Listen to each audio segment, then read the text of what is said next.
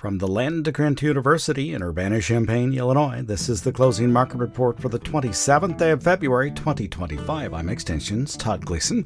Coming up, we'll talk about the commodity markets with Matt Bennett. He's at agmarket.net out of Windsor, Illinois. We'll hear from Jonathan Coppess, Agricultural Policy Specialist here on the Urbana-Champaign campus of the University of Illinois, a member of the farmdoc team who also will be at next week's All-Day Ag Outlook at the Beef House. Pre-registration for that program ends, by the way, tomorrow. Make sure you visit our website, willag.org, to get yourself signed up. Do it today, right now. And then as we close out this program today, we'll talk with Mike Tannura. He is at T-Storm Weather. That's tstorm.net online during this Thursday edition of the Closing Market Report from Illinois Public Medium. It is public radio for the farming world, online on demand anytime you'd like to listen at willag.org. Celebrating 40 years of this program, some 10,000 episodes, and more than 30,000 interviews. I have some news from University of Illinois Extension's NLRS, or Nutrient Loss Reduction Strategy Team. I host the Nutrient Loss Reduction podcast.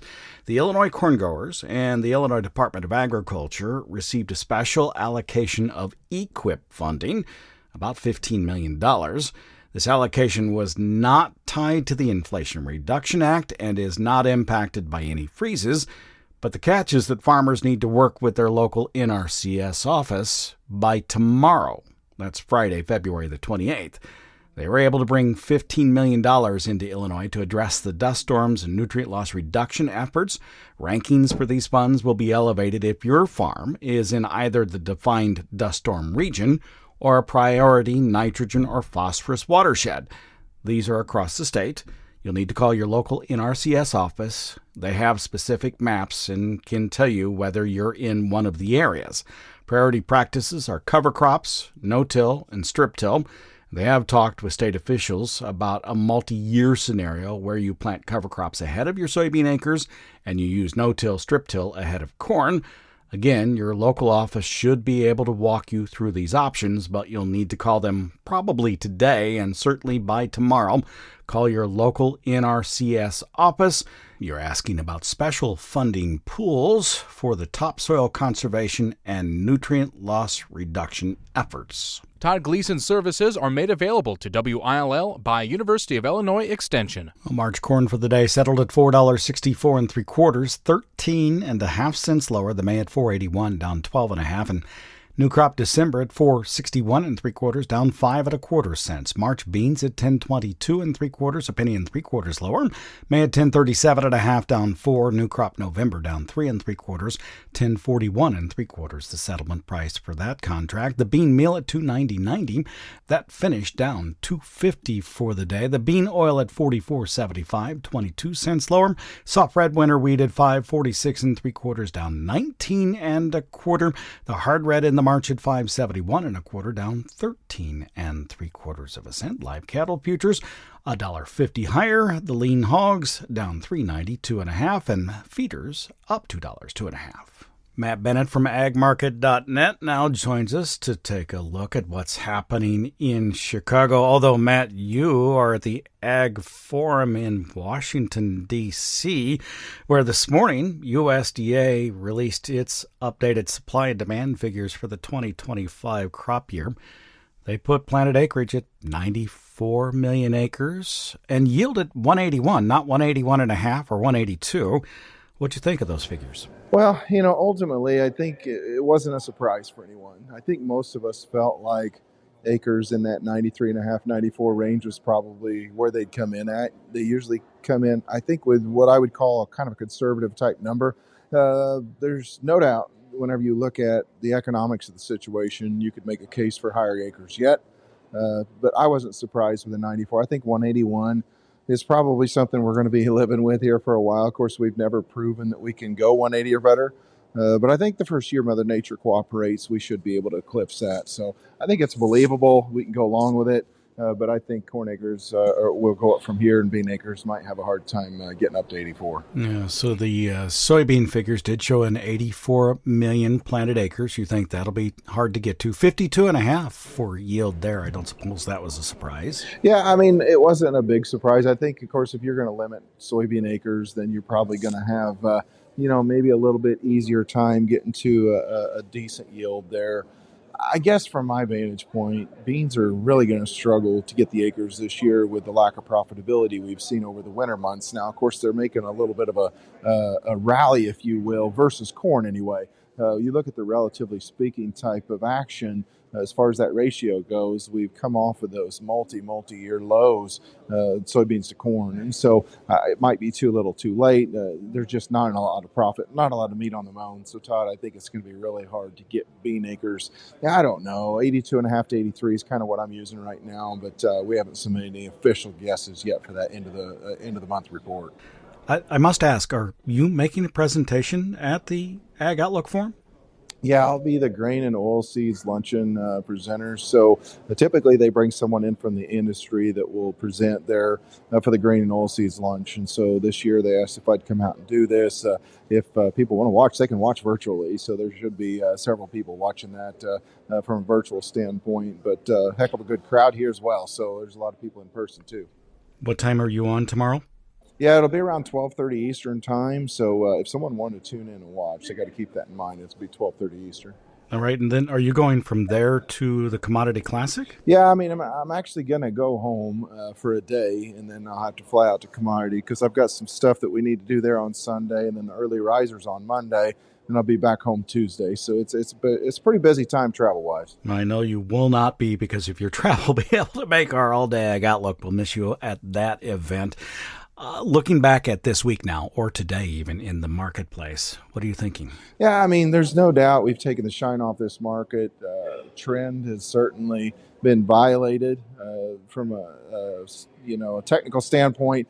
It doesn't look near as good as what it did here for quite some time. Are the funds going to pull out and be done with this corn market? I have a hard time thinking that will be the case. In all honesty, I feel like these restricted world stocks, restricted U.S. stocks are something that they're going to want to be around for, because when you see a real rally, it's when you built that demand base and then it intersects with any sort of supply shock. So I think the funds are still kind of taking a look at some of these weather anomalies that we've looked at. I know there's been a lot of folks talking potential for drought this coming summer. I think they want to see if the safrinha crop's going to pan out, and are we going to be able to get Mother Nature to cooperate in the U.S. in 2025? Because, if one of those two doesn't happen, I think that they're going to want to be long the market, and that's why they've built this long position. Yeah, so restricted, you're talking about the 1.54 billion bushels ending stocks for the 24-25 growing season, or the marketing year we're in right now for corn. USDA in the outlook put that back up at 1.965 by the time we get to the fall of 26. So really there's only a set amount of time if we have a normal growing season here, I suppose. Yeah, I think one thing we have to be cautious on, Todd, is that the 5 out of the last 5 years, the number that they gave us in February was actually higher than what the final number was in January. So typically what they're going to do is they're going to predict good conditions. They're going to predict normal conditions.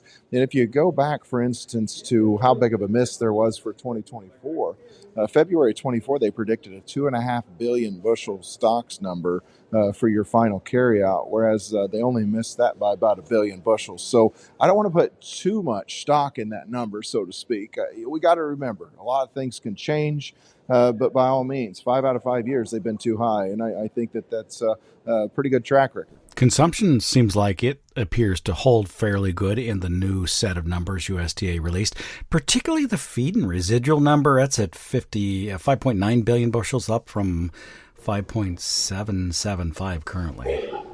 Yeah, and that's interesting, of course, because birds are going to be your biggest consumer of corn from a grain-consuming animal unit type situation. But, I think whenever we're looking at this, of course, cattle numbers are low. We know that. But they're definitely building some additional demand in there. You got to remember that's also your residual. And so residual is kind of like their fudge factor type deal. And so I guess from my vantage point, yes, they're saying demand's going to stay awfully strong, but they are concerned that if you have big acres and a big yield, you're going to have a heck of a lot of corn sitting around. I think where I'm kind of putting my focus as much as anything on is these world stocks numbers, because this is the lowest our world stocks have been on corn since 2016. And so we've definitely whittled these things down. And I think that a lot of people want to take a look at, hey, what does it look like to have a supply shock with all this demand? Thank you much. I appreciate you taking some time with me, and safe travels. Absolutely. Thank you, Todd. That's Matt Bennett. He's at agmarket.net. Came to us from the Ag Outlook Forum in Washington, D.C. today. Tomorrow he will make a presentation. You can see that online at 11:30 Central Time. Just search USDA Ag Outlook Forum. Should pop up, and you'll be able to watch it if you want. Then, of course, he'll be at Commodity Classic after that for next week's Early Riser on Monday. If you've not purchased yet your tickets for the All Day Ag Outlook, don't wait. Right now is the time to do it. The program is Tuesday of next week at the Beef House in Covington, Indiana. The farmdoc team will be there. The Will Ag analyst will be there. Neil Dahlstrom, author of Tractor Wars, will join us. By the way, the documentary based on his book will air on WILL Channel 12 this weekend, Sunday at noon. That's just after Market to Market. You'll want to tune in to that. And you want to purchase your copy of Tractor Wars, you can find a link on our website at willag.org or farmdocdaily.illinois.edu. When you register for the All Day Ag Outlook, bring that book with you, and Neil will sign it. You might also bring your copy of Back to the Futures, written by agricultural economist Scott Irwin, or one of the two books that are available from author Jonathan Coppess, a member of the FarmDoc team, agricultural policy specialist at the U of I. Speaking of Jonathan, I pulled some sound bites from him so that we could talk a little bit this afternoon about farm policy. He'll be at the All Day Ag Outlook, again, signing books and up in front in a panel discussion as well. But first, let's hear from him today as it's related to the Farm Bill that has yet to be put in place for 2024 or now 2025. He was asked to explain what's in the Farm Bill. Anytime you have a bill the size of a farm bill, you're building a coalition across a whole bunch of interests. Obviously, some of the primary interests are the farm groups, so commodity groups, the corn growers and soybean farmers, wheat farmers. Then you have a lot, as was mentioned, with conservation programs, a variety of groups who are interested in having conservation on the ground and maybe protecting habitat or cleaning up waterways. Obviously, those who are benefiting from the SNAP program, the food assistance program, those interests are also very much involved. Rural communities also have, development and assistance in the bill. So you really do, in its best operation, a farm bill brings together this huge coalition of a variety of interests that work together to kind of negotiate out the pieces, which then gets you a big count of votes in both the House and the Senate. So there's a big moving piece in the whole Farm Bill. Now, most of the time on this program, we think about the Farm Bill as it's related directly to commercial agriculture. However, it does impact other types of agriculture across the nation, particularly smallholder farms. Yeah, it's one of the challenges. As you can imagine, you're spread out across the country, and farmers, different production processes or different farm systems, may or may not find their way in. And I think that the farm programs are designed by Congress, but they're limited to really just farmers of a certain set of crops. And so one of the challenges, and this is something that's been debated in recent farm bills pretty significantly, is how do we reach more and more farmers and different types of farms? So the smaller vegetable farm that may not have, the programs the same way. Can crop insurance be improved for something like those farms? So I think it depends on how Congress designs the program.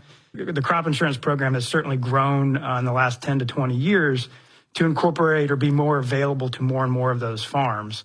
And then, there are historic challenges across different programs and how they've been designed and how they've been implemented and operated. And another example are the loan programs that are generally designed to help farmers get started or help farmers who are struggling to get credit. So the farm loans are another direct kind of access point for often smaller farmers or farmers who are really, like I said, getting started or trying to find credit where the banks may not be lending to them. Another part of the agricultural legislation we reference is the Farm Bill includes the funding that comes to research institutions like the University of Illinois. It's one of the incredible operations of USDA, not just the data and the information that goes out, but how much is invested in. And I'm proud to work at a land-grant university and work with cooperative extension. And so how much goes into the deep research and the amazing wealth of research we have around all sorts of issues, including addressing the risks from extreme weather events and other challenges that farmers face year in and year out.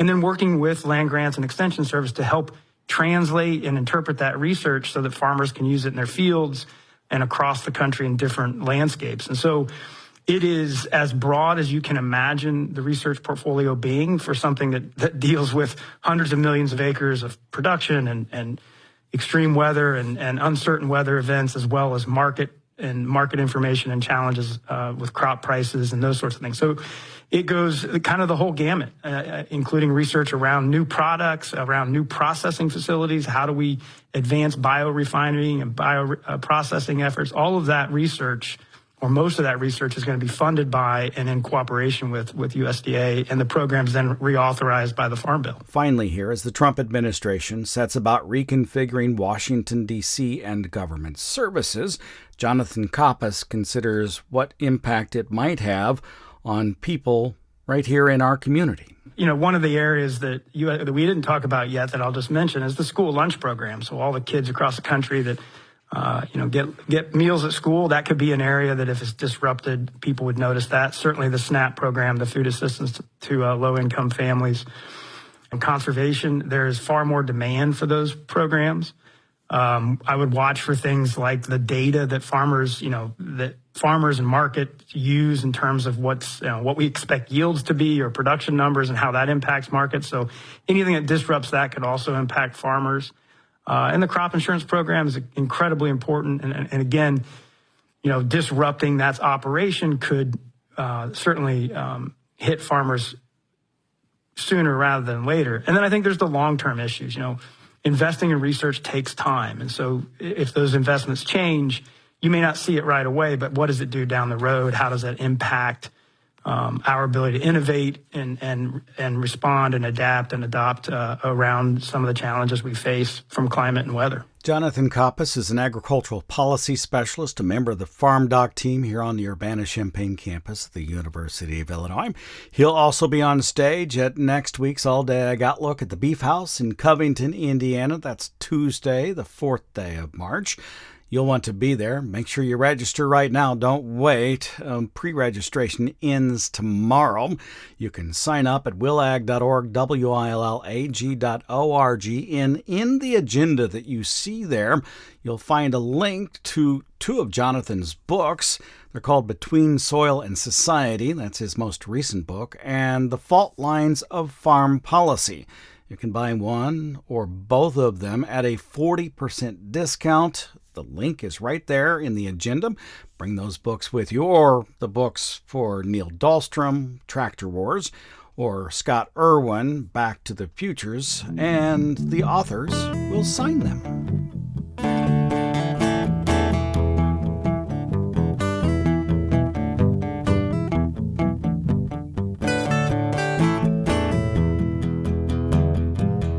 Let's check in now with the CEO and president of T-Storm Weather at tstorm.net online. Mike Tannura is here. Hi, Mike. I hope you're having a great Thursday. Yeah, having a great day, enjoying the sunshine, and looking forward to some more warm weather here. Yeah, it's fantastic here. I want to know, though, what weather is like in Argentina. Brazil has been getting dry in some places. It certainly has. There's an upper level high that's located over southern Brazil, and that's limiting rainfall across this region. That high is going to stick around for at least another 10 days, and that's also going to induce heat. This will leave corn and soybeans in southern Brazil and Paraguay quite a bit drier than normal over the next 10 days, and some of that dryness will also extend into the central and northern regions, especially in Bahia, Minas Gerais, and Goiás. So this whole region accounts for quite a bit of corn and soybean production, And that is something to watch. Now, the reason the story is maybe not super clean is because there's a mix of crop development that's taking place. A lot of soybeans are being harvested now, so those aren't being affected by this, but there still are sensitive soybeans out there. On top of that, we're in the middle of second corn planting. About 2/3 of that crop is planted, and dry weather early doesn't really mean a whole lot to it. But the potential problem is that if this lasts for more than 10 days, then all of a sudden you'll start to need some rain for that crop. So there's some things to monitor in Brazil for sure. Is this high having an impact because they don't respect borders in Argentina at all? It certainly is. That high is keeping the main storm track stuck across Argentina, and this is a setup that's conducive to heavy rain. A number of waves of energy will move across the key growing belt going forward, and that will induce thunderstorms every day in different parts of the growing region. In the end, we're thinking 4 to 8 inches of rain is coming up over the next 10 to 14 days, and that's 200% to 400% of normal. That's a lot of rain because they already had some big totals over the last few days, and it's going to pretty much completely wipe out the dryness story. That's been dominating for a while, and it's going to turn into a wetness story. So we'll see what happens there, but they're also kind of in this mixed area of weather because first corn will be harvested pretty soon. Late corn would benefit from some of this rain, but then it becomes a question of whether this is too much. And then soybeans also, they've been pretty dry. Now they're moving into March. They're going to turn wet. How is that going to affect yield development? So there's a lot of things that are happening there, but the weather's pretty clear. Heavy rain in Argentina and not much in Brazil. And finally, are there other places across the planet that we should be watching and that you're concerned about at all? Well, I think the one that you need to watch, not only for the next few weeks, but going into April and May, is around the Black Sea. If you look at wheat production in Russia and Ukraine, they both have pretty high coverages of dryness measured over the last 60 days and over the last 90 days. This is indicative of a developing drought. There's very little rain in the forecast over the next 2 weeks, so that'll take us right into the middle of March, and this dryness story will only become more notable. Now, if we start to get great rains later in March and in April, then the whole story pretty much goes away because their key period for wheat development is set about a month later than what we have in the U.S. So say mid-April through mid-May and even into June. That's their key period. So it's a little early to be overly concerned about it, but it certainly shows up on the data that we collect, and we think that'll be something to watch in the future. Thank you very much. I appreciate it. Yeah, thanks for having me, Todd. That's Mike Tannura. He is with T-Storm Weather. That's tstorm.net online. Do visit our website. Sign up right now for the All-Day Ag Outlook. Pre-registration ends tomorrow, so don't wait. WILLAG.org. Oh, and by the way, the end of the month is the crop insurance setting month. We'll have those numbers at the end of the day tomorrow, and you'll be able to hear from Gary Schnitke on Tuesday about those crop insurance and Arkin PLC decisions. I'm Illinois Extension's Todd Gleason.